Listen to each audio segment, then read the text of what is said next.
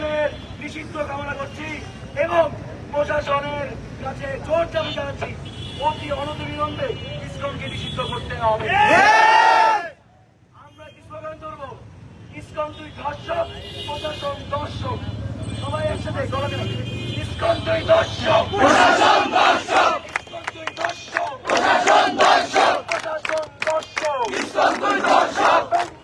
ISKCON ISKCON ISKCON Dhaka Dhaka Dhaka Dhaka Dhaka Dhaka Bangladesh Bangladesh Bangladesh Bangladesh. আমাদের দাবি খুব স্পষ্ট, এই স্কুলের সন্ত্রাসীরা যেহেতু আমাদের 13 বছরের বোনকে ধর্ষণ করতে পারে, এই স্কুলের সন্ত্রাসীরা যেহেতু নেশা খাইয়ে আমাদের বোনদেরকে ধর্ষণ করতে পারে, এই স্কুলের সন্ত্রাসীরা যেহেতু বোনকে ক্ষতিকে অপহরণ করতে পারে, অনতিবিলম্বে এই স্কুলকে বাংলাদেশ থেকে নিষিদ্ধ করতে হবে। চাই না আপনার অন্তর্বর্তীকালী সরকারের কোন নাটক দেখতে চাই না।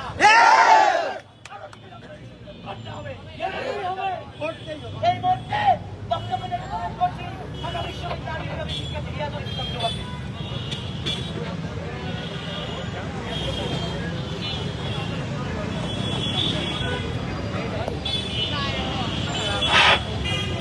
প্রিয় উপস্থিতি, সহযোদ্ধাগণ, সবাইকে সালাম, আসসালামু আলাইকুম। ISKCON international society for Krishna কনসিয়াসনেসের নামে সারা বিশ্বে তাদের সন্ত্রাসী কার্যক্রম, এটা আন্তর্জাতিকভাবে স্বীকৃত এবং পৃথিবীর অধিকাংশ দেশে অনেক রাষ্ট্রেই আইন করে ইসকনের কার্যক্রম নিষিদ্ধ করা হয়েছে।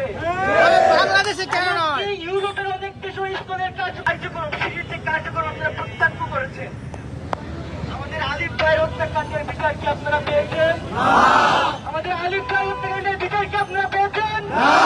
সুস্পষ্ট ভিডিও রয়েছে খনিটার, তারপরে প্রত্যেকটা খনিকে দেওয়া হয়েছে। এটি লজ্জার, এটি লজ্জার কিছুই হয় না আমাদের জন্য, জন্য লজ্জার, মুসলমানের জন্য লজ্জার। এখন বিষয় আরেকটা বিষয় আমি ক্লিয়ার করতে চাই, সেটা হচ্ছে হিন্দু ভাইদের উপরে, সনাতন ধর্মের উপরে আমাদের ভালোবাসা আছে, কোন ধরনের ক্ষোভ নেই। বাংলাদেশ সাম্প্রদায়িক সম্প্রীতির দেশ, পৃথিবীর কোথাও এরকম নদী দেখাতে পারবেন না যেখানে একাধিক ধর্মের মানুষ, একাধিক ধর্মতের মানুষ একত্রে বসবাস করে।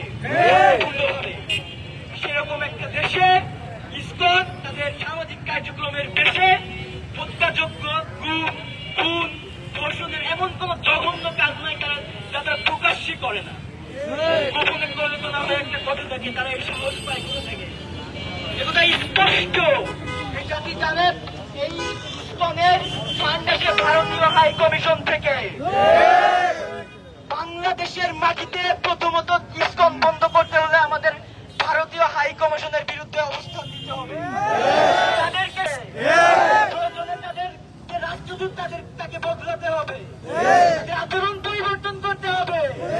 শেষ কথা বলতে চাই, বাংলাদেশের মাটিতে আওয়ামী লীগের মতো সন্ত্রাসী সংগঠনের যেমন স্থান নেই, তেমন ইসকনের মতো পুলিশেরও স্থান নেই। শুধু বিলম্ব না করে আপনারা যদি এই সন্ত্রাসী সংগঠনের বিরুদ্ধে কোন ধরনের পদক্ষেপ গ্রহণ না করেন, তার জন্য যে পরিস্থিতি সৃষ্টি হতে পারে শুধুমাত্র আপনারাই দায়ী থাকবেন, এ অন্তর্বর্তীকালীন সরকার।